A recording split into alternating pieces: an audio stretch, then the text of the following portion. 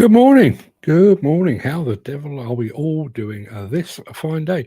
Hope you're all fit and well. Anybody out there wearing wigs and toupees, today is a good day to stay indoors. It is blowing a gale out there, so I hope everybody is safe. No high-sided vehicles on the motorway for me today. Going to say good morning to Dan Cullen, who was here just before the show started. Mark Whiting was here just as the show started. Jim Turner's here as well. Got plenty of people watching over on Instagram as well, so all is right with the world. While we're waiting for everybody else to arrive, I'm always struck by the serendipity of this show, how some things just seem to flow together in an unplanned but very satisfying way. I'd already decided that today's morning monologue would be about the notion of a union for the 21st century to represent demolition and construction workers. I promise I will get to that at the end of the show. But last night I received a lengthy comment on one of our YouTube videos about suicide in the construction sector, and it explains precisely why worker representation is so important. Let's say a quick good morning to Gary Muirhead, who's just joined us. Morning, Gary. But this, I think, explains precisely why worker representation is still important in this day and age. It comes from somebody calling themselves Pepper 1770. Don't know who they are, but this was the comment left on YouTube, and it goes like this. I worked at the Co-op Arena in Manchester during its midway construction as a labourer. First day there, I sat down for a break and a smoke, overheard a group of lads talking about how a lad threw himself off the catwalks above the stage area around a year prior to me joining the job. It was never reported. No one ever caught wind of it. We all slave our asses off, but at what cost? People still feel the need to do these things because of the shite conditions they are expected to work in and keep up with. I used to imagine an office job being the ultimate suicide job, but these days construction is more bullshit and less happy days, especially for trades and labourers. It's the only work environment I've ever been in where you want to fight someone, and it usually ends up happening one way or another, mostly with the boss, since it's usually them with the stick up their ass on a power trip. Either them or a coked up mong who's on one. Sad, really, because it's the only industry I enjoy working in. You get a better sense of freedom and you can find some funny people as well as smart ones, but that doesn't change how scummy and corrupted it can be most times. There you are. That's from the industry, that is. That makes you feel proud and warm and fuzzy, doesn't it? Yeah. Chris Ford has just joined us. Morning, Chris. We'll come back to that in just a second. A good day to you all here. I can hear the groans. No groans from me. Delighted to see you, as I always am. As I said, I will come back to the whole notion of a union ish for the 21st century at the end of the show. Dan Collins just said that is so true, and they never have your back and abuse their powers. About time we did consider some sort of coming together then in that case. Just one other thing before I hit the big green go button. I just mentioned our YouTube channel. As of this morning, we have, I can tell you exactly how many we have.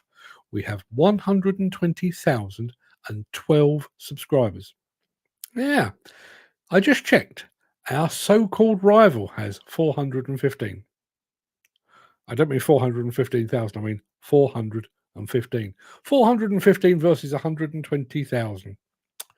Sorry, Worthing, you're not even in the game. Ken Hatter is here as well. I would imagine it's blowing a hoolie roughly where Ken is at the moment. Morning, Ken. Good of you to be here. Now you're here. I'm going to get the party started. So let me play a bit of this.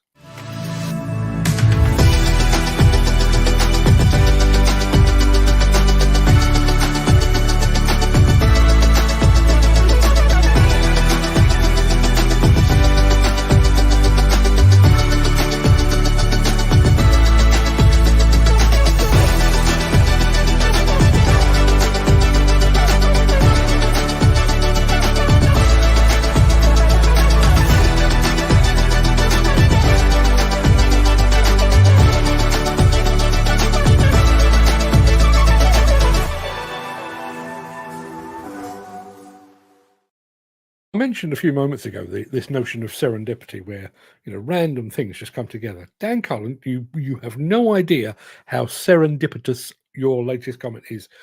I received an invite today for I don't know, the building awards or something like that. I'm not going, not really my cup of tea because there's people there.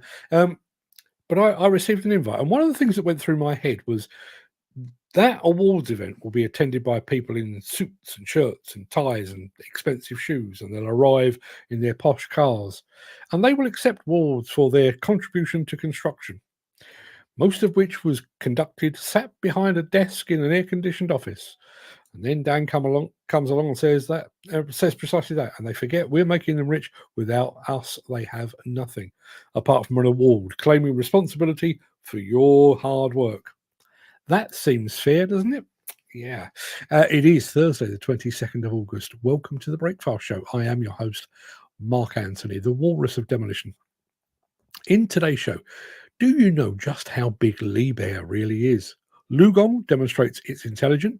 We're going to meet Pete, who is working for nature.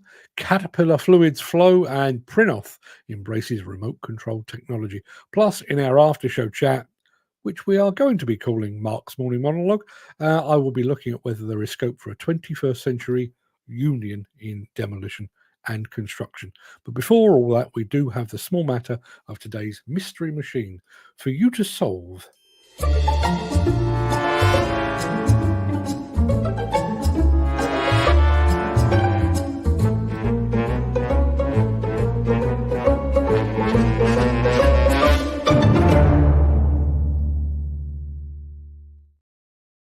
We'll get to that in just a second, because Ken Hatcher has just said, exactly, get those suits out on site. Yes, I wonder just how award-winning they would be if they were out on site. My guess is not very. Yeah, danger of getting the Gucci loafers a bit moist. They wouldn't like that, would they? Oh, they wouldn't like that. I just need to tidy my screen up. Bear with me 1 second. Yeah, that's much better. I can see what I'm doing now. So let's take that away, and I'm going to show you today's mystery machine, which looks like this. Yeah. Now, as we know, Dan Cullen is currently leading the way, although Steve Williamson has staged a bit of a recovery over the past 4 days. I've not seen Steve in the chat yet. So, Dan, if you can manage to get this, you might be on your way to securing victory for the entire month. But there you are. That's what you've got to work with. While you're figuring that out, there's the other thing that we do around about this time of the show. Here we go.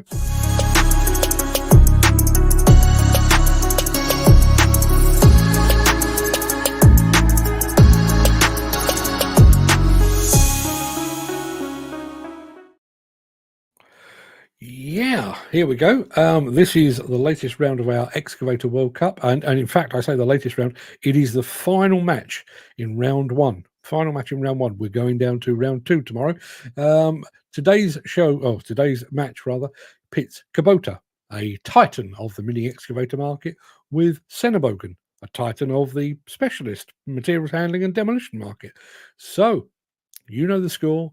You've got some imaginary money to spend. You're investing in an excavator fleet.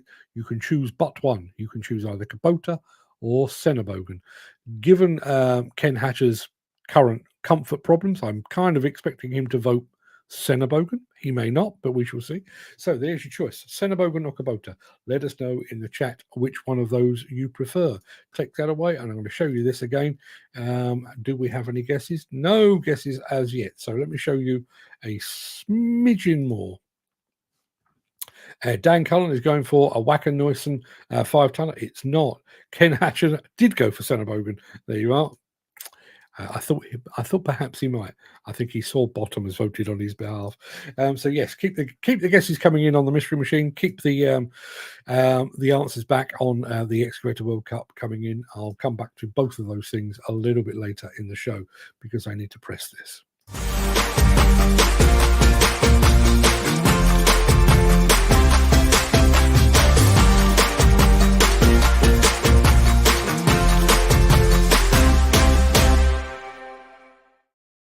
I think we all know that Liebherr is a big company.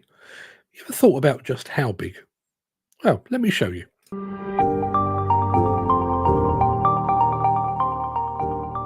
Today, we will see how big Liebherr is.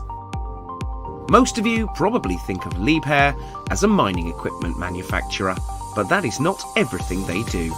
Liebherr is a German-Swiss multinational equipment manufacturer, and its headquarters are in Bull, Switzerland.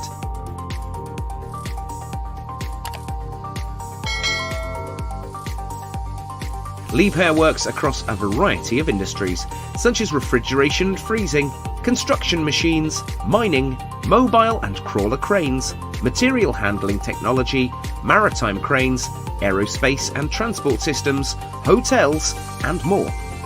The company was founded in Germany by Hans Liebherr in 1949.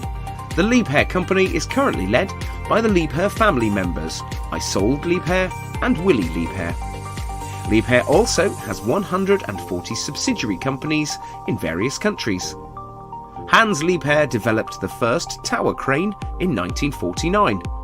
Liebherr now produces various earth-moving equipment, wheeled excavators, crawler excavators, wheel loaders, pipe layers, and more.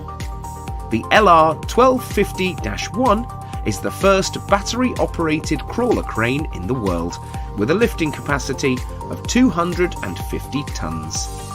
There are 58 ECH cranes working at the largest airport construction, Yeni Havalimanı in Istanbul. Liebherr is one of the biggest known mining equipment manufacturers. They produce mining excavators, mining trucks, mining dozers, and mining draglines. These excavators have bucket capacities from 13 to 80 tons. The T284 mining truck has a payload capacity of 363 tons. Liebherr is the biggest supplier of tower cranes in the world.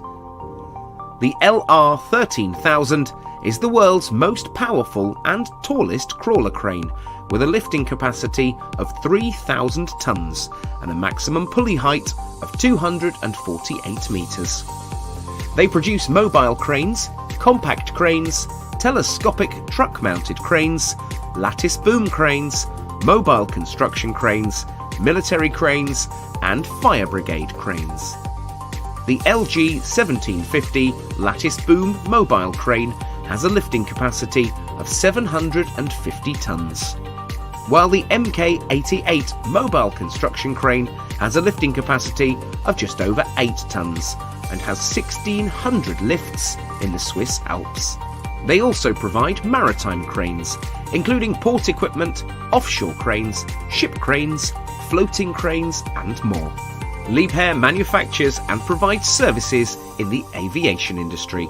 These include air management systems, flight control, landing gear systems, gears and gearboxes, onboard electronics, and more. They provide parts for the Boeing 777X, Embraer E2, Augusta Westland AW189 and AS2 business jets. Liebherr also manufactures gear cutting machines, including gear hobbing machines, gear shaping machines, gear skiving machines, chamfer cutters, and more. They manufacture diesel engines for various applications, and they own 6 hotels in Ireland, Austria, and Germany. The first hotel of the Liebherr Group was the Europe Hotel in Ireland, which was started by Hans Liebherr in the 1960s. Liebherr manufactures various refrigeration and freezing solutions for domestic and industrial use. They provide wine cabinets, wine storage cabinets, and cigar humidors. Currently, the company has around 47,925 employees and generates a revenue of 10.3 billion euros worldwide. Liebherr has over 40 manufacturing facilities in 17 countries and sells products to more than 150 countries. That's all for today. I hope you like this information. For more interesting videos, follow and subscribe now, and make sure to share it. Stay connected, be updated.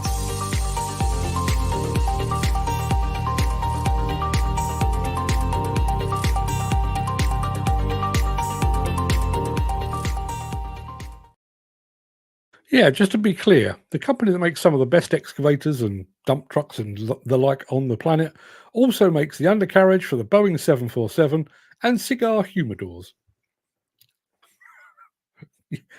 You can see the connection, can't you? Dan Cullen says, wow, Liebherr has their fingers in many pies. They most certainly do. I'm going to say good morning to Luke Carney, who's just joined us. Sorry, sir, but bus was late and the dog ate my homework. You've just used the same excuse you used at Cheam High. Have you got that noted down somewhere? Well done. Good to see you here. And Peter McKenna's here. He's late as well. I'm sure his dog ate his homework as well. But good morning, Peter. Mystery Machine. Over and done with. I can tell you that's what you were working with. And Dan Cullen spotted it right away. He is on an absolute roll at the moment. Let's have a look. Where is his correct answer? See it here somewhere. There you are. It is there. No, that's not the one. It's that one. There we are. Dan Cullen reckons it's a Liebherr R950 tunneling excavator. What it says on my piece of paper in front of me. You're absolutely right, Dan. Congratulations. Just to prove it, there we are. There we are. I thought it would be a slightly odd machine. Thought that might throw you off the scent. Did nothing of the kind. Dan Cullen, and another 3 points, and a little bit closer to a huge victory. So yeah, you could well be champion for this. Well, you could be champion for August, let's put it like that. Hargrave Demolition just joined us over on Instagram. Good morning to you, gentlemen and ladies. Thank you for being here.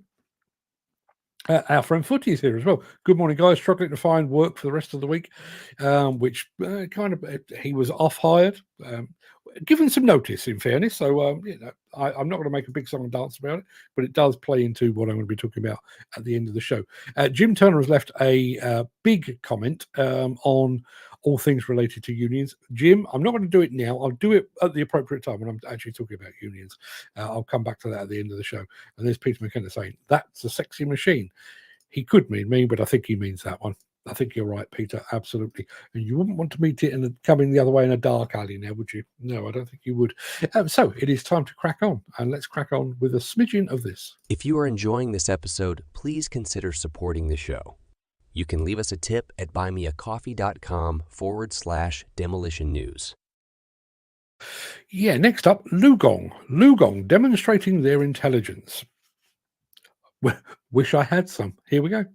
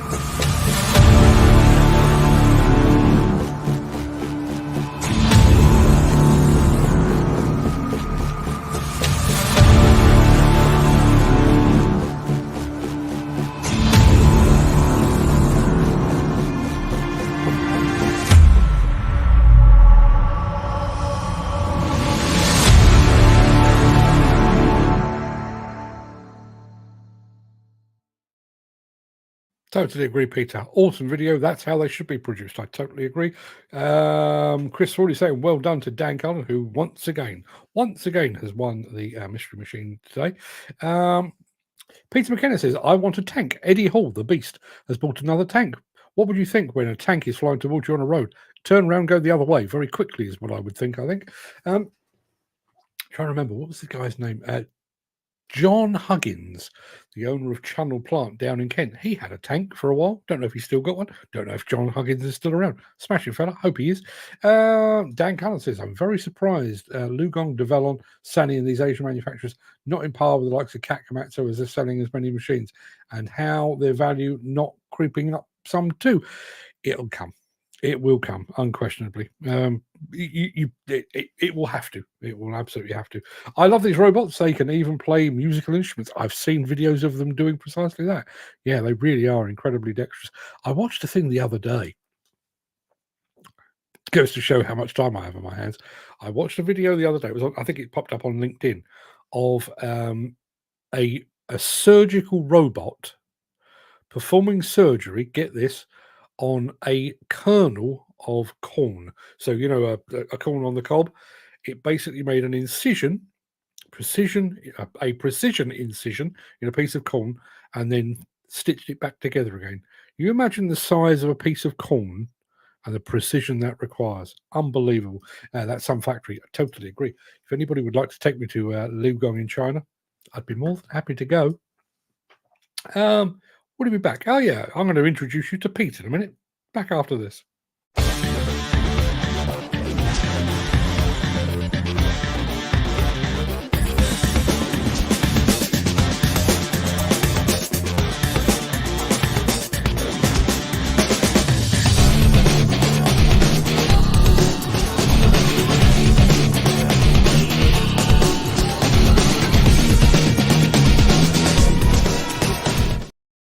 Before I show you the thing that I'm about to show you, a very quick recollection. Many moons ago, when I was doing the PR for the fine folks at Caterpillar, I was dispatched over to Ireland to go to a peat bog where there was a Cat D6 ultra low ground pressure machine working on a peat bog. I'd been sent there to interview the operator and the owner and everything else and get some photographs and what have you. And I wanted a close-up of the machine actually working. I was kind of above it, maybe 3 or 4 feet above it on the road, and the peat bog was just a little bit lower down. So I thought, not a problem, I will jump down. And immediately vanished up to about my waist in peat. Just so you know, because we're going to be talking about that in just a second. In fact, let me introduce you. Please, meet Pete.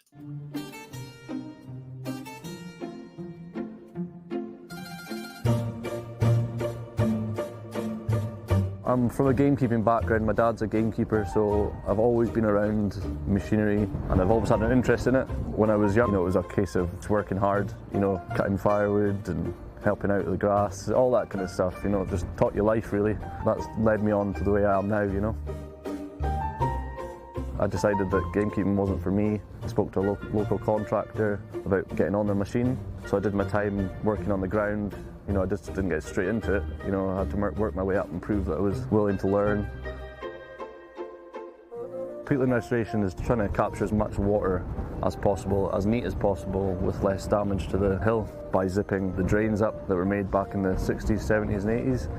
That was to make the bog less wet. We're trying to make it wet again, trying to protect the environment for one, trying to capture some carbon as best I can and not so much CO2 going into the air.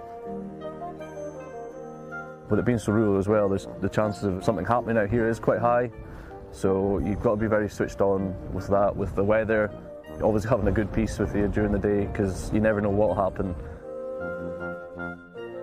I have done civils work before, but this is more for me. I like to put it back to the way it kind of was,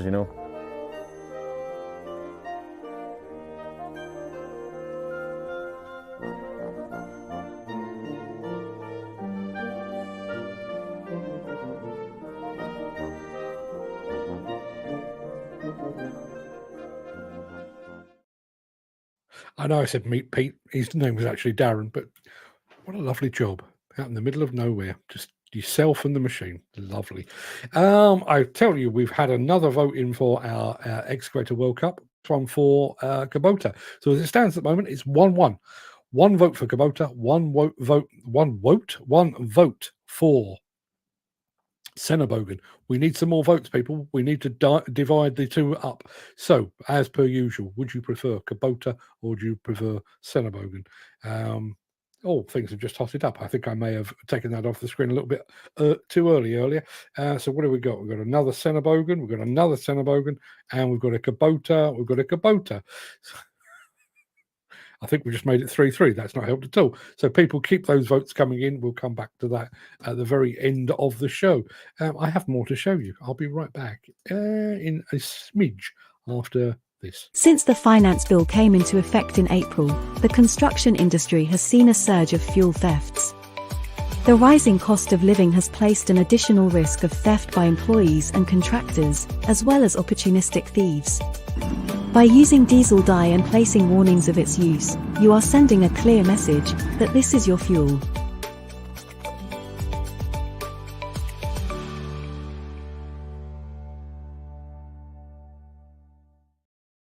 Yeah, Dan Collins just said it's going to be a tight one on the Excavator World Cup. I think it could well be. I've only had to intervene once this is actually our 16th match. I've only had to intervene once. I don't want to intervene again. So if you haven't voted already, please, would you prefer to drive or own a Kubota or a Senebogen? That's what we need to know. Chris Ford. Wonder how long it will be before they start to drain it again when they decide it was the wrong thing to do. Yeah. Funnily enough, you know, I used to do some work for Kubota.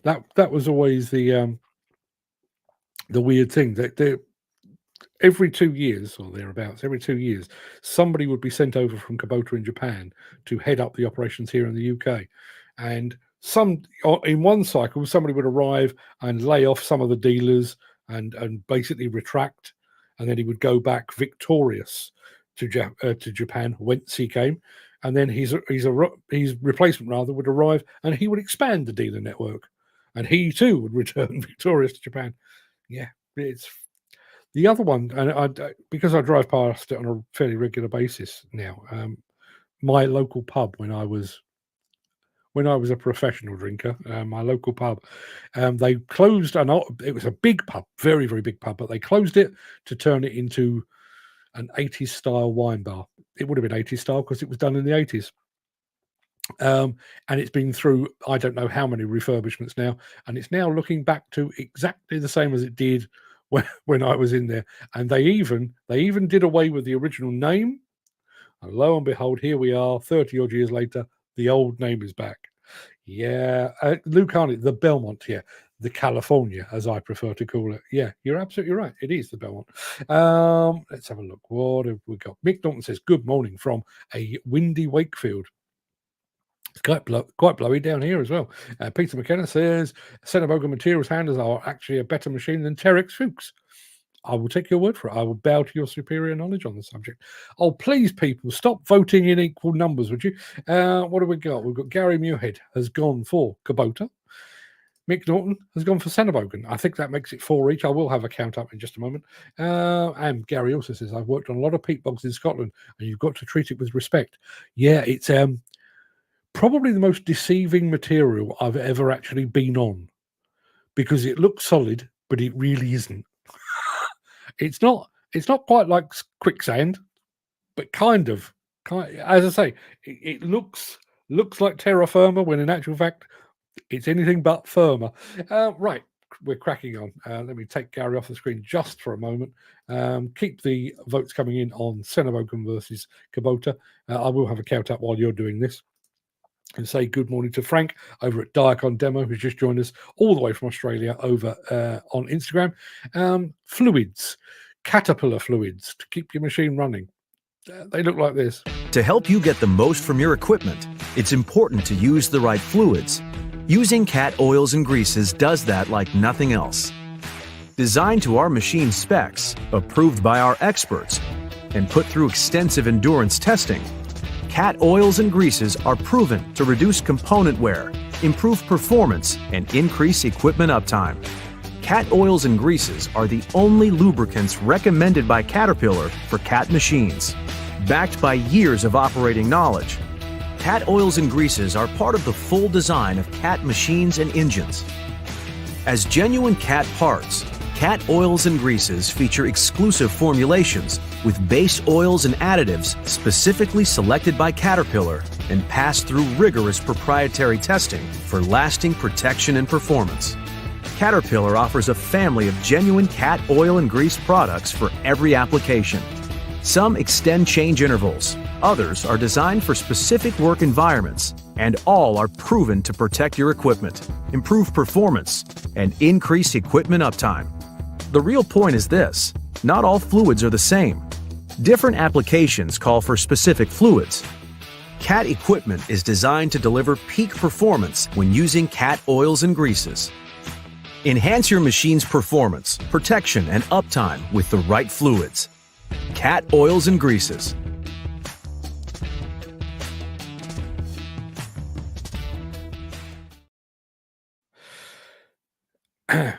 Remind me never to mention this word in front of Peter McKenna. Lube sounds sexy no matter how you say it.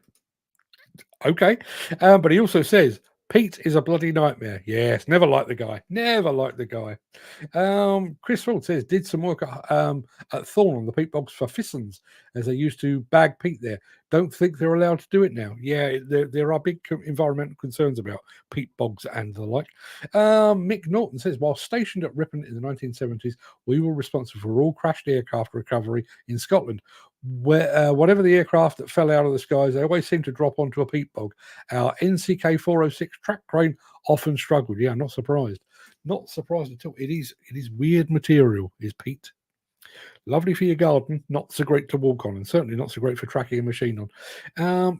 I'm doing a bonus video today, and I'll be back after a bit of this. Hi, I'm Holly. Join Mark Antony on The Breakfast Show. We are Ovenden.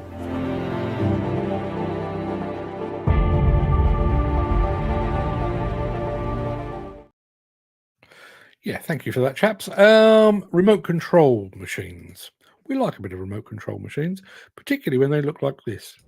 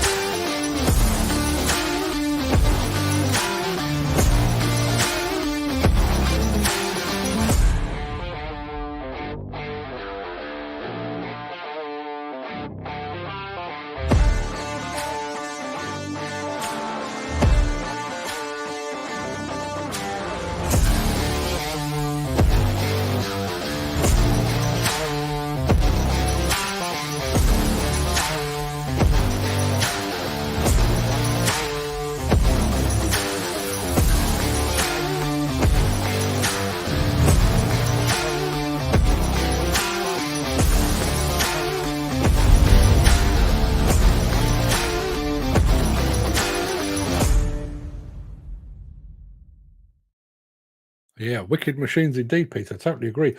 That ability to actually use the excavator, or operate the excavator, and then when you need it, you bring the track carrier forward, load it up, and send it away. Fantastic stuff. Love all of that.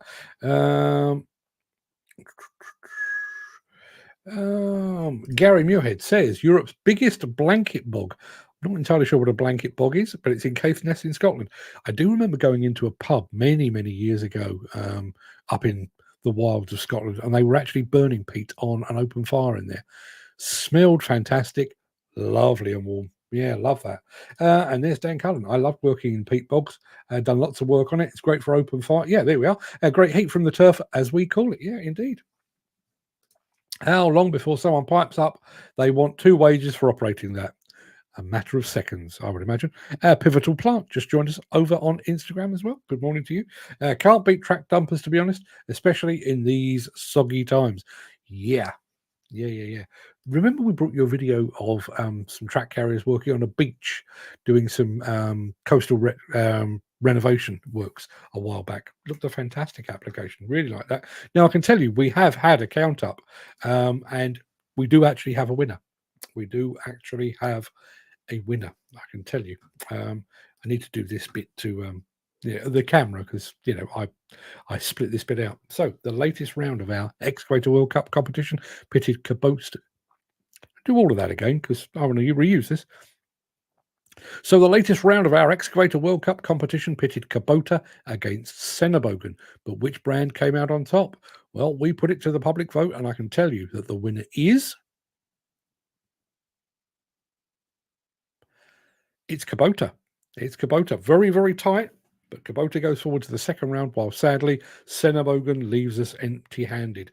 That was actually the last of our first round matches. Tomorrow's match will be the first in the second round of the Excavator World Cup, and that will be a titanic transatlantic match as JCB goes head-to-head with John Deere. Yeah, it's going to be a biggie. I'm going to... so make sure you tune in and take part for all of that. Peter McKenna apparently not a fan of that decision. I didn't decide it. It was actually the way the vote went. Let's have a look. Will this be another category for the training board to rip us off with a ticket to use a remote control equipment? Probably. I reckon there's probably quiet meetings taking place behind closed doors at the moment, trying to figure out how the card companies can still continue to make money when we go fully autonomous. Peter McKenna getting his vote in early for John Deere. Thank you very much indeed for that. Operator access for most track dumpers is always a foreseeability of risk. Never really thought about that, funnily enough. Okay. Chris Ford says, where there's rain when you want it, only got to cough here, and I've got a cloud of dust. I could send you some of our rain because we've got plenty of it. He was driving that. Prinoth says, Peter McKenna. I'm going to roll the thing in a second because it is time for Mark's morning monologue immediately after this.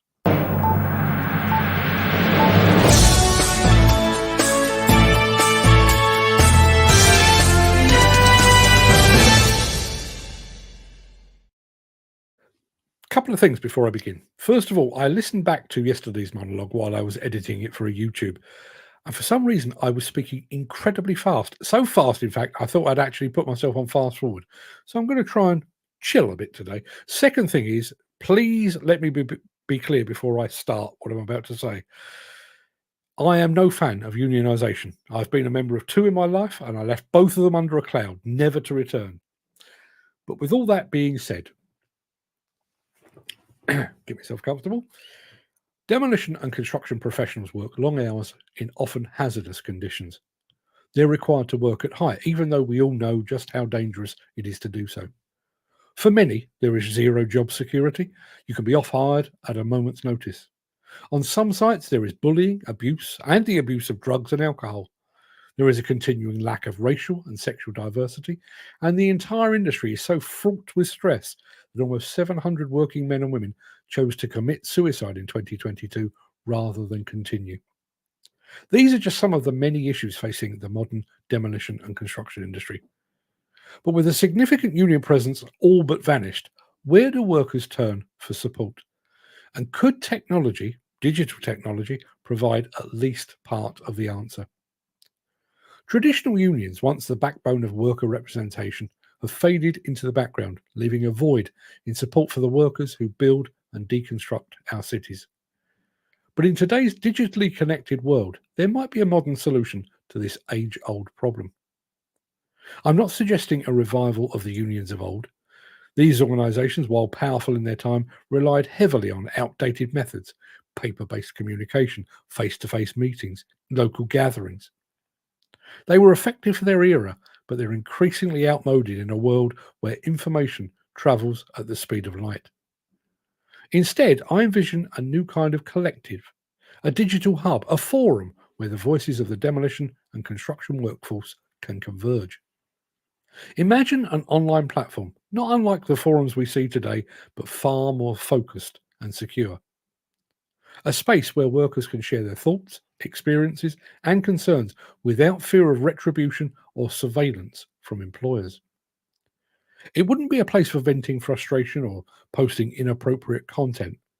Instead, it would be a forum for high-level discussion on the critical issues that affect the industry. The platform would allow workers to see they are not alone in their struggles. They would find commonality in their experiences and could collectively bring those issues to the forefront. For too long, the voices of individual workers have been scattered and unheard, reduced to small groups complaining in isolation. But imagine the power of 10,000, 15,000, or even 100,000 workers, all united in their concerns, bringing about industry-wide change. Technology makes all of that possible in a way that was unimaginable to the unions of the past. With cyber communication, social media, and online platforms, workers can interact in real time across vast distances and with a level of immediacy that traditional unions could never even achieve. The key is to build a platform that is secure, moderated, and focused, ensuring that discussions remain on track and free from the noise and negativity that so often plague online spaces. Of course, it would require significant moderation. I think we've all seen how online forums in the construction industry can devolve into chaos, with discussions often taking a turn for the worse. That's why I believe in a very strict one-strike policy. Someone crosses the line, they're out. No second chances.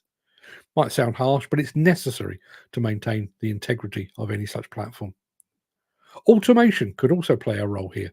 By preloading the platform with words and phrases that are considered unacceptable, the system could filter out much of the undesirable content, although human moderation, I think, would still be crucial to ensure that the discussions remain meaningful and focused. We all know the issues and problems facing the industry, but currently they are being addressed, if they're addressed at all, they're being addressed in silos with little coordination or collective effort. A centralized platform would allow for a more unified approach, bringing together voices from across the industry to push for real change. There are more than 3 million demolition and construction workers in the UK alone. Reaching all of them would be impossible. But even if such a system could engage just 1%, that would still represent a significant force of 30,000 people. That would surely be enough to approach management and industry leaders with well-considered and broadly supported demands. I'm not talking about little individual grievances here. Each company has its own HR department to handle those. What I'm proposing is an industry-wide platform for addressing systemic issues that affect workers across the board, regardless of their specific employer. This is about creating a voice for the voiceless, giving workers the collective power to make real, lasting change in an industry that has been slow to evolve. And who better to lead that change than the men and the women at the coalface of the industry? Let's be clear, this is not a union. It's not about collective bargaining or striking for better pay. It's about creating a space where workers can share their concerns, discuss solutions, and most importantly, come together as a united front to push for the changes they need. Think about it. If we had something like that today, would the demolition and construction industries still be as dangerous as they are? Would we still see 45 people killed on construction sites each year? Would asbestos still be such a prevalent issue? Would workers still face mental health crises exacerbated by the pressures of their jobs? I don't think so. In the past, unions operated in chapels with a representative for each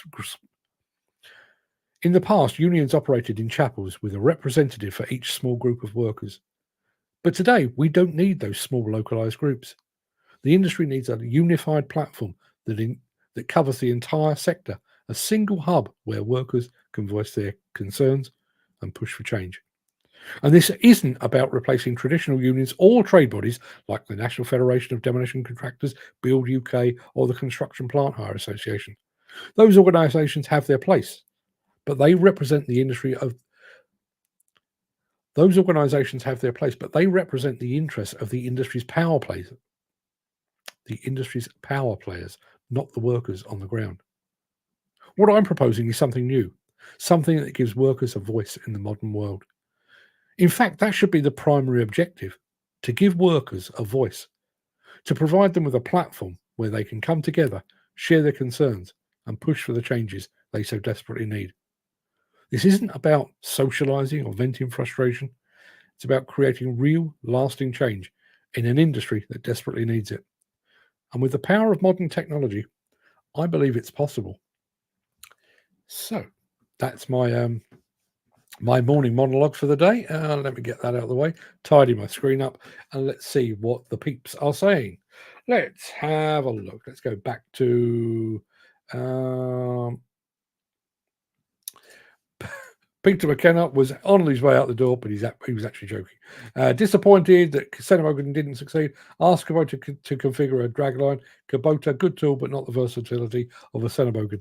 I can only go with the popular opinion, I'm afraid. Mick Norton says, if employers honoured their legislative requirements, I really struggle with that word, legislative requirements of health and safety committees for the workforce, you could dispense with union interference rather. Digital interaction on a social media platform is an option, but a nightmare to moderate. I'm under no illusions about that. I'm bearing in mind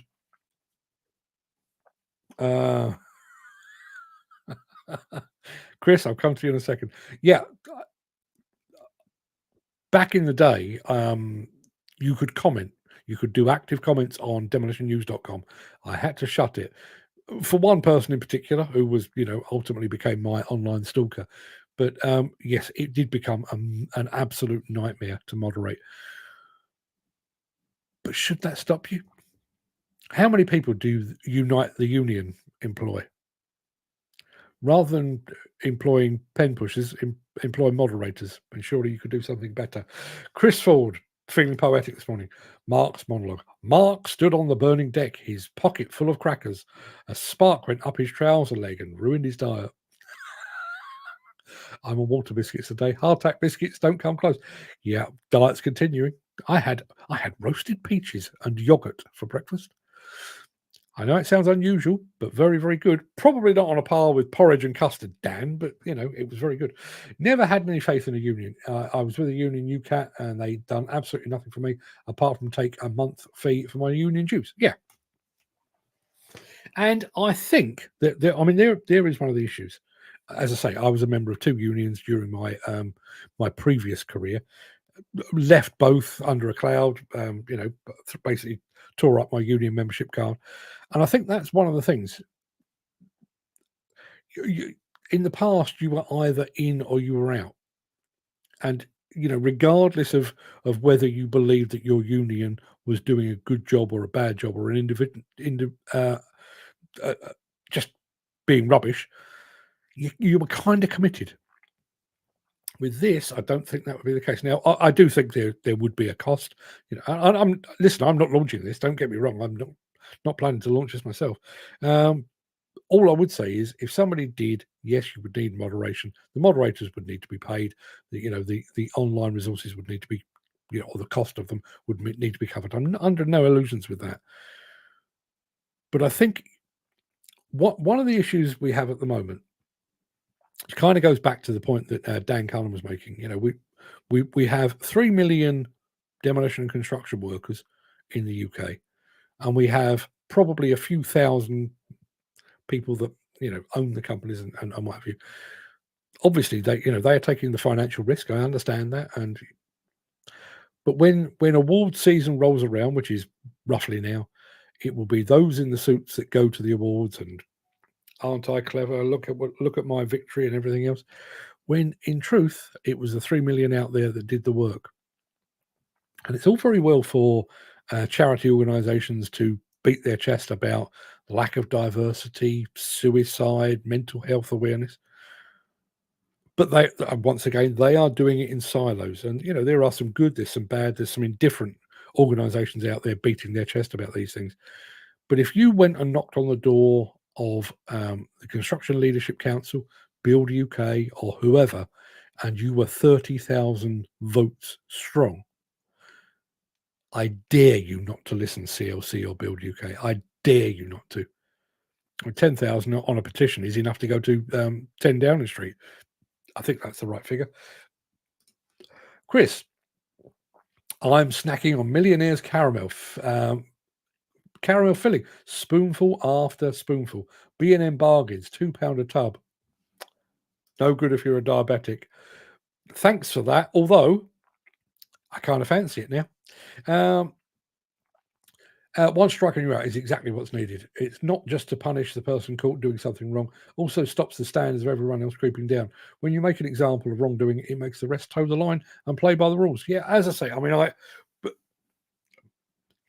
mine was a different scenario, but in actual fact, I went for a 3 strikes and you're out with the guy that ultimately became my online stalker. He stepped out of line once. I told him not to, or I asked him not to. I was very polite.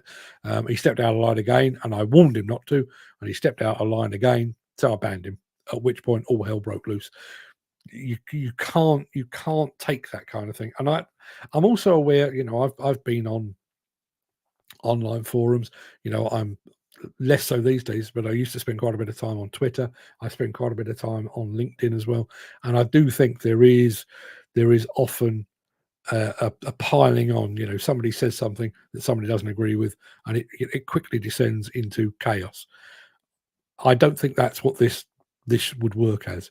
If we have a situation, let's look at the situation of mental health and suicide as it stands at the moment.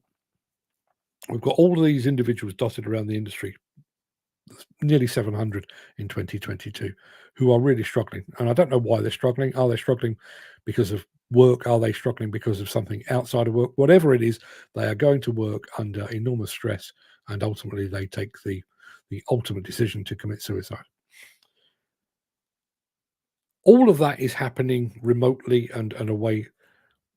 If there was some way for us to bring together, a consensus of opinion on the things that were causing maximum stress. I mentioned Footy earlier on, and funnily enough, he was actually praising the company. He was given a week's notice of being off-hired, which, bearing in mind you can be off-hired literally to your face, we don't need you anymore, off you go. I realise that's the case. But even a week, when I was in full-time employment, my employer was required to give me a month's notice, minimum. I never lost my job, so that it was kind of meaningless. But they were required to give me a month. A month is not bad to go and find yourself alternative employment. 5 days, not great, but possible. Half an hour. You've got bills to pay, and somebody says you're off hire. We don't need you next week. What happens then? Particularly if it happens on a Thursday. Are you going to find a job by Friday? Are you going to, bear in mind Saturday and Sunday, you're not going to get hold of anyone? Are you going to be back in work on a Monday? Probably not. The company we were always trying to fight against, Hydrex, always came back with, we don't recognise unions. Yeah. But there again, I think that was always one of the issues that we had back in the day. And obviously I was with a print industry union. Nat Soper to begin with, and then the National Union of Journalists latterly. And I think that was always the problem, because a little bit of the union was fighting a big bit of an employer. So, Reed Business Information was, multi-million pound company. And we had 2 or 3 people in our local union trying to go head to head with them. And they never won. We got pay rises, we got additional holiday, every once in a while, the amount that we got for fuel allowance for driving your own cars, it went up. So we got a bit, but it was never enough. But imagine, rather than going locally, if you could, as I say, go 30,000 strong to the head office of the CLC and say, you have the year of government, enough, we're not taking this any longer, we're not doing it. And that business about we don't recognise unions and people being blackballed, this guy's a troublemaker, he wants to be in a union, wouldn't have any of that. It would be all anonymous. The whole thing would be online, and all that they would know, all that employer would know, is that when the CLC or Build UK or somebody else comes knocking on the door, we've got a problem here, fellas. You've got to sort something out. Mick Norton says, what chance for meaningful change for workers when the CITB, unions, CLC, Build UK, HSE and CSCS will not support legislative change for drugs and alcohol abuse? Again, and listen, maybe I'm just being idealistic here. But as it stands at the moment, if I went to CLC, I'm just a journalist, a Herbert, somebody they've never heard of and probably won't ever want to see again. How much heft does my voice carry? Probably not a great deal. Even if, for example, the National Federation of Demolition Contractors went to the CLC, they were about 130 odd members strong now. Who gives a toss about 130 members? They're not even representative of their own industry, let alone representative of the entire sector. So they wouldn't take any notice. But if you go along with, here's a petition for 30,000 people, which is the figure I've just conjured out of thin air, we have genuine concern about drugs and alcohol abuse on site, and we have documentary proof of where this has been a problem. Sort it out. Sort it out. Can they ignore that? I think the answer is probably yes, but yeah, that's my feelings. Steve Williamson just joined us. Well, I totally missed this episode. Steve, the things you would have seen. The free money you could have enjoyed, the dancing. Oh, the dancing girls were magnificent. There was none of that. But you did miss the mystery machine, which Dan Cullen won again. Dan Cullen says, problem I see, I see Jim getting the people to go along and strike. It's man eat dog out there, everyone for themselves. They're afraid to stand up and be counted. Would they stand up and be counted if they were doing so anonymously, though? Because regardless of skill shortages, I realise, if somebody is seen as a rabble rouser or a troublemaker, it would be very easy, as it stands today, for an employer to say, on your bike, not because you're a rabble rouser, not because you've joined a union, but because we don't like the fact that you wear your heart at a slightly jaunty angle. They'd find some reason to get rid of you. If that were entirely anonymous and taking place entirely online, you'd have no threat of that at all. Was it the same dancing girls we had in the hotel room in Vegas? Different bunch, roughly the same. You get the idea. What Vegas room was this? And more to the point, why did I not get an invite? I promised I'd go back to Jim Turner's point that was right at the top of the show, even before I talked about unions. He says, to me, a union is what I have between me and my employer. They need me to make them money, and I need paying a wage I'm happy with on a regular basis. If either of us aren't happy, we talk about it through and either go our separate ways or things change and work resumes. Unions, as we traditionally know them, seem to make it harder to get rid of useless people. Yeah, wouldn't argue with that at all. And in actual fact, some of the hardest people to get rid of under a union is actually the union people themselves, because they've put themselves in a position. But again, take people out. Put the whole thing online. Even down to, and this would be a lot more straightforward. Even down to, if you could have an online platform that would allow demolition and construction workers to voice their opinion on specific topics. So, you'd get a monthly email, this month we are concentrating on drugs and alcohol abuse. Is it a problem? Do you have any examples? And they just gather all of that information and then go knock on the door of the powers that be and say, you need to sort this out, because this ain't working. The news topic, Steve, unionization, but not unions as we know it. I'm talking about a union for the 21st century. I'm not talking about little local meetings and fathers of the chapel and all the nonsense that used to go, probably still does go, with some of these unions. I'm talking about something in the digital space where workers could make their feelings known, make their concerns known anonymously in a moderated format, to be able to take that to the powers that be of the industry. That's what I'm talking about. I continuously challenge the CSCS Alliance for their idiotic promotion of removing grandfather rights. They refuse to acknowledge until this week, when I copy my gripe to the local MP. Wait for the response. See, how is that even allowed? Refuse to acknowledge. I thought modern organisations had a duty to respond, even if the response is piss off and leave me alone. I thought they had a duty to respond, and within 28 days or something. Steve, I hope there hadn't been. I don't even know what he said. No idea at all. Jim Turner says, was talking to a site manager the other day about drink and drug testing. Told him the industry needs a minimum of daily testing of at least one person on site. Bigger sites would be more than one person. His answer was, we don't have time. But he'd have more time if the site wasn't half filled with twats that would probably wouldn't pass the test. A site full of straight people runs itself because everyone is on the ball. And how much... I'm sure he would find time if somebody turned up off their tits or drunk, tipped a machine over and killed themselves. He'd have to find time to work out the paperwork on that, wouldn't he? So ridiculously short-sighted view, in my opinion. Steve says, I worked for a small family business with a guy that was in the union, always complaining and demanding. Came that bad. Emails were sent after hours.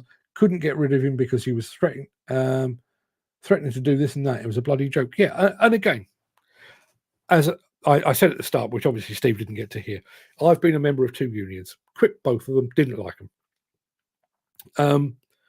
And I realise that they can be intrusive. I realise they don't necessarily represent the workers. And I do think that a lot of unions can be self-serving. I think if you look back over the history of unions, particularly in the past century, there was a lot of working for the greater good, improving working conditions, stopping children being sent up chimneys and all of that kind of stuff. But I think there was also a great deal of self-aggrandizement, union leaders who became famous for doing what they should have done anyway. So I fully understand that. And as I say, I'm not a fan of unions, but take people out. We're a relatively small quorum of people here. And we by and large, I think, we don't always see eye to eye, but by and large, I think we do. I think we're all pretty level-headed and focused. I think we have a consensus of opinion, but we have a consensus of opinion of 10, 20, 50, 100 people. You have a consensus of opinion of, I mentioned it earlier, 1% of the entire demolition and construction workforce. You've got 30,000 people all venting their spleen. Could the powers that be then ignore you? And that's making me sound like I want to be militant. But what about the other side of this as well? What about the fact that I think I mentioned in the actual spiel itself, who knows this industry the best? Those in suits, shirts, ties, Gucci loafers in air-conditioned offices, or those with dirt under their fingernails, overalls on, hard hat on, site boots on, driving a digger? See, my personal belief is those that are at the coalface know the industry better. They know what is actually taking place on site, not this cloud cuckoo land.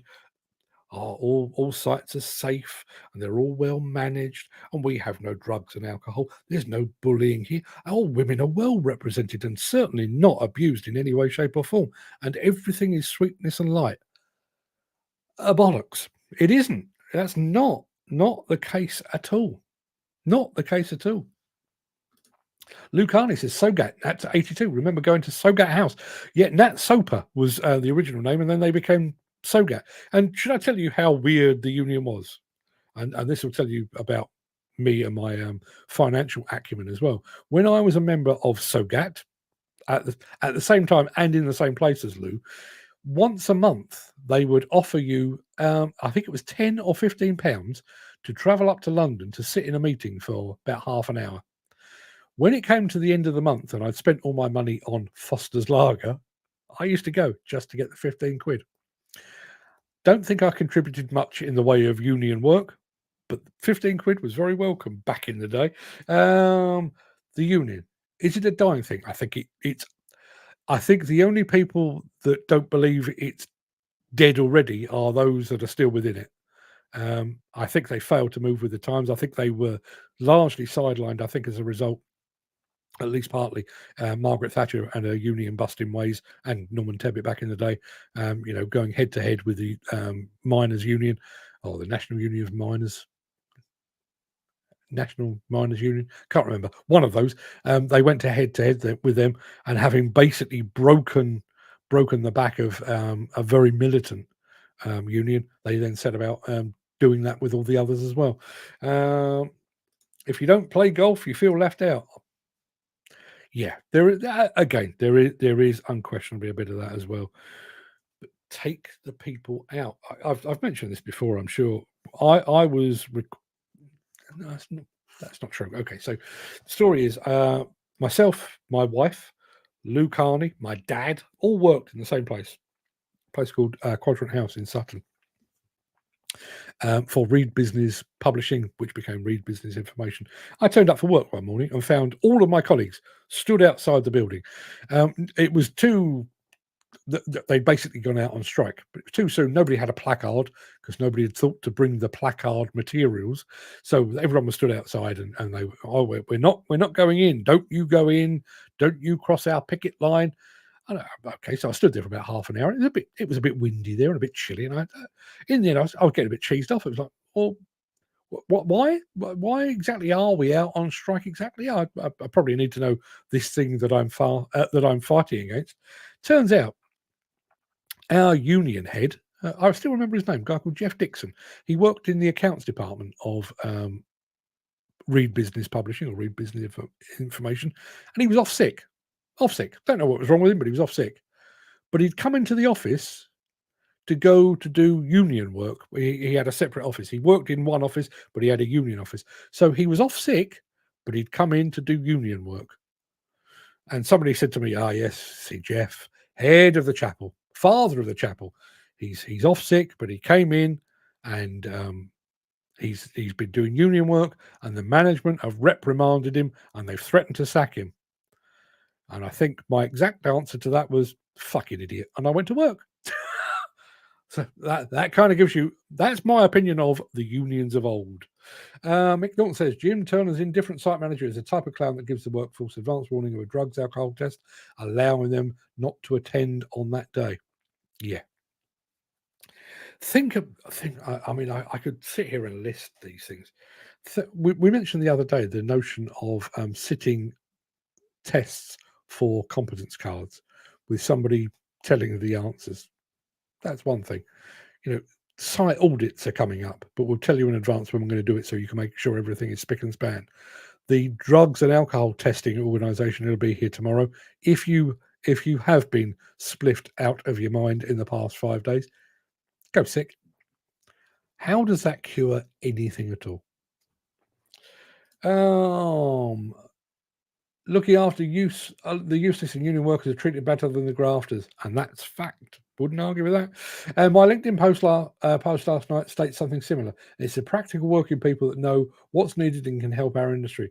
That also goes for machine development too. Everyone else is too detached from the actual thing they're trying to improve. And I think, that detachment, I think, is a real consideration. I think. Think about it from a celebrity point of view. You're a Joe Public. You just imagine I become YouTube famous tomorrow for my incredible singing voice. Not going to happen, but just imagine, right? There would come a time when I would then feel detached from all of this and all of you and all of my usual friends and there is a detachment. I think that same detachment happens within employment. I think even those people that have, they started at a demolition or construction company pushing a broom about the place, they got their hands dirty, they saw what it was like on site. They operated a machine and they gradually worked their way up the rungs of the career ladder. If you end up spending all of your time ultimately in a nice office with a nice desk and a nice computer and a secretary that brings you coffee and all of that, how attached are you to that old world? So if somebody comes, and we always use that expression, been there, done that, got the T-shirt. But at some point, people will throw that T-shirt away and put on a suit and a shirt and a tie. And their attachment with what that T-shirt stood for is now gone. They are a different animal now, is my contention.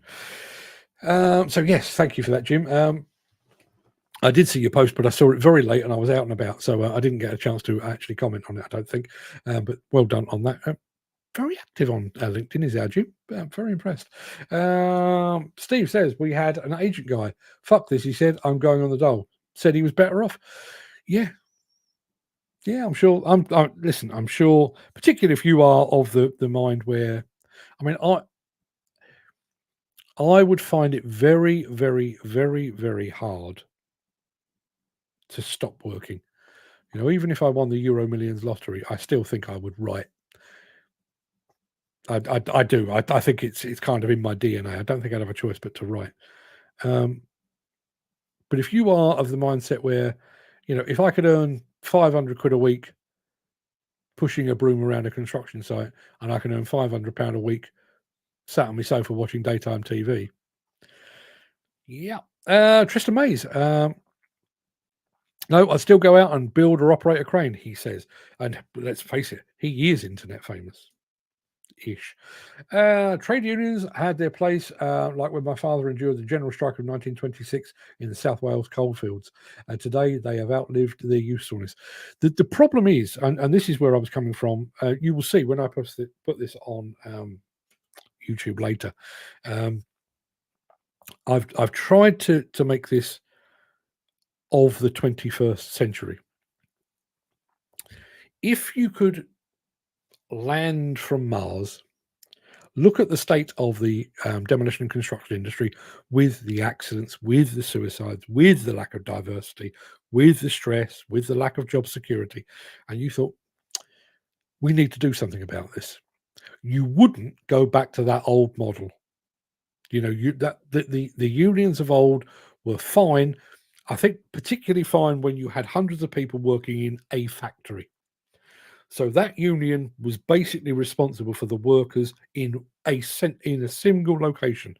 That's not how the world works today. And I do wonder. Maybe somebody will come along and say that's a terrible idea. Maybe somebody will pick it up and run with it. I really don't know. But I think the world of work has changed beyond all recognition. Even the fact that we have lots and lots of people now that don't even bother going somewhere to work. You think about that, and I realise that was became exacerbated by COVID. But you know, I work at home. Lots of other people work at home. Lots of people work remotely. Who would be their union? What rights do they get? Who speaks for them? And as it stands today, nobody at all. And the reason for that is because the unions that were originally started for, you know, factories or shipyards, or in my case, journalists or publishing employees, they were in a single place with a single union representative. That's how the old world of work used to work. It's not like that anymore. We're disparate. We're spread around the country, quite possibly even spread around the world. Steve says, when did we ever take a day off back in the day? Nowadays, everyone is off at least a day off a week. I don't have a problem with that. Don't have a problem with that at all. Jim Turner says, time moves on, and what they remember to be the norm isn't anymore. Then the detachment comes, and then they're a hindrance to the people they're supposed to be helping. Yeah. Again, I think the more of these comments I get, if you could take, other than moderation, if you could take people out of the equation, you know, it wouldn't be business taking place at the golf course. It wouldn't be individuals conspiring amongst themselves. It wouldn't be calling for strikes every 5 minutes. It would be basically a forum in which the collective demolition and construction industry at a site level could feed in information. And for example, here's the thing. If you were to ask, trying to think of a suitable question. Well, let's go drugs. If I were to ask at Construction Leadership Council or the Health and Safety Executive or Build UK, how many incidents of people being drunk or under the influence of drugs do you encounter in a year? The chances are they'd go, huh? Oh, I don't know. Not a clue. Because, they're made up of multiple members and, lots of sites. And, we can't possibly measure that. Well, no real idea. So as a result of that, do we really know just how bad the problem is? Who would know? Tell you who would know. The people that encounter it every single day. The chances are, and you don't have to name names. I'm not saying that. The chances are there is probably somebody in this audience who turns up for work every single day, walks past one of their work colleagues, and gets a major whiff of weed or scotch or whatever on a regular basis. You would be able to identify that a mile off. And because nobody likes to be a grass. Nobody wants to be seen as a troublemaker or a rabble rouser. You probably keep that to yourself. I'd like to think you wouldn't, but you probably do. As a result of that, that information doesn't go up the line, doesn't go to the employer. And let's be honest, would an employer go to Build UK, CLC, NFDC, any of these organisations and say, "Oh Christ, yeah, the number of guys on our sites that are absolutely off their tits. Oh, we saw one the other day, so drunk, fell in a hole. Oh, what a laugh. We laughed like drains, we did." Nobody's going to do that. So the only people that are ever actually likely to bring that to basically bring that out into the open are the people that are experiencing it, the very people that would be represented by my dream, my nirvana online platform. I haven't had a day off since Plantworks. I prefer to keep my mind busy. Much the same. Yeah, I'm much the same. I mean, I do try to get a bit of Sunday off, but even then, I'm kind of thinking about the next week, and I don't necessarily see that as a problem. Just personal taste, I guess. They'd be excluding days looking for work. Yeah, well, indeed. Is there another industry in which people are constantly looking for work? Off the top of my head, I can't think of one. But it seems, Dan's got his WhatsApp groups and what have you. But even the audience that we're looking at, not so much Gary and Steve and Jim, who I think have been pretty much employed with the same people almost since I met all of them online. But Dan, Footy, Peter, all of them have been through multiple employers over the course of 2, 3, 4 years. That's not normal. That's not how the world of work is supposed to work. It should be a bit of give and take. Jim Turner said it. I can't actually see his comment there, but I work to earn some money and to earn my boss money, and my boss looks after me with that money so that I do earn him money. That's how it's supposed to work. It shouldn't be pick up and put down all the livelong day. Mick Norton says construction and demolition are Philistines in their efforts to advance their lot. Drugs and alcohol is a prime example where there's no formal legislation in construction, whereas shipping, rail, and airlines are legislated for. Yeah. Now, as somebody that's going to be taking a transatlantic flight in 4.5 weeks, I'm quite glad that the airlines are regulated. I pop on a train every once in a while. I'm quite glad they're regulated. I pop on a cruise ship every once in a while. Quite glad they're regulated. But I spend more time on demolition and construction sites. Why the fuck aren't they regulated? Pardon my French. Yeah, why aren't they?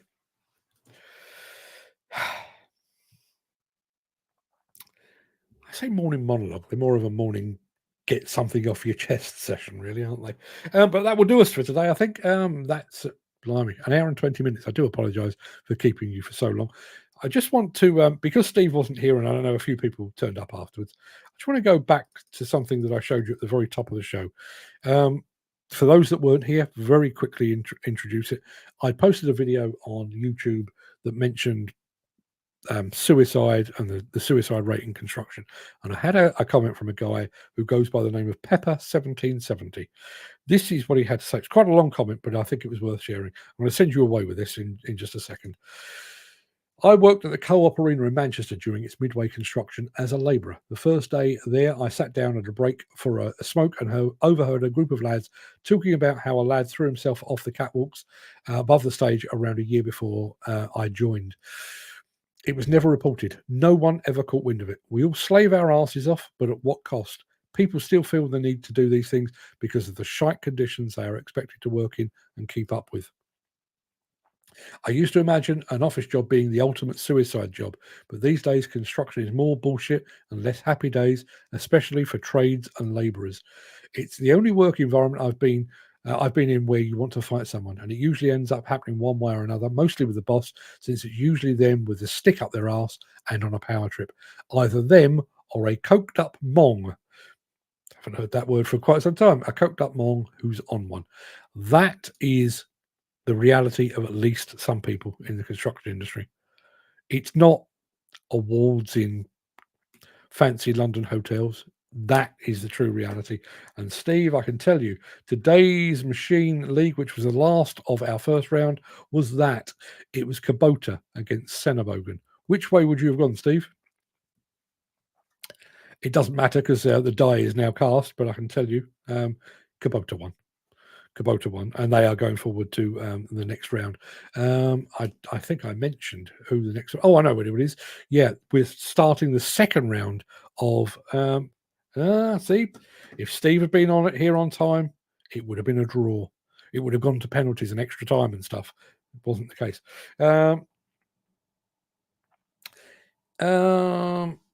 No way. Kubota won over Senebogen. WTF. You see, I mentioned the notion of unions. It's all about making your voice heard. And if you are tardy, if you don't get here on time, these things happen. These things slip through the net. Luke Harney says, no, Mark, don't apologise. I'm so glad to be able to join the morning crew this week, although I'll miss tomorrow, 10 a.m. meeting. How very dare you, I say. Yeah.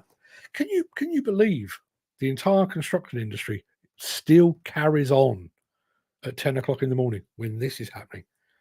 I just an absolute bloody liberty. So yes, that was today's. Sorry, Steve, you were a bit too late. So yes, Kubota did beat Senebogen. Tomorrow's is a big one because it's the first of the second round, and it's also transatlantic. John Deere, JCB, blue corner, red corner. No one surely hasn't been in one or used one. It's a different legal machine, way better than Kubota.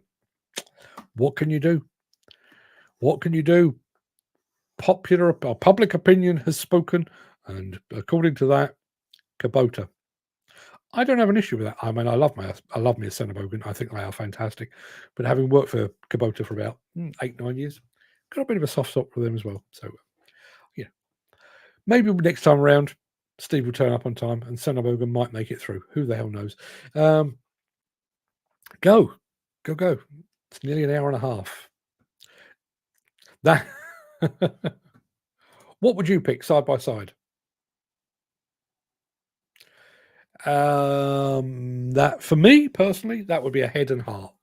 Head would say Senebogen. Heart, because of my previous connection with Kubota, would say Kubota.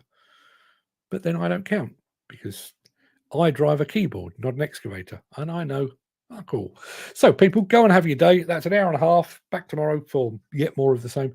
No, I've got a funny feeling I know what I'm going to be ranting about tomorrow. I've got to put it together, but I'll come back to you with that. Till then, everybody, have a fantastic day. Really appreciate your company. Enjoy the rest of your day. If you are one of those poor individuals sporting a toupee, a wig, a hairpiece, or a syrup, as my dad would insist on calling it, you might want to stay indoors today. It's blowing out there.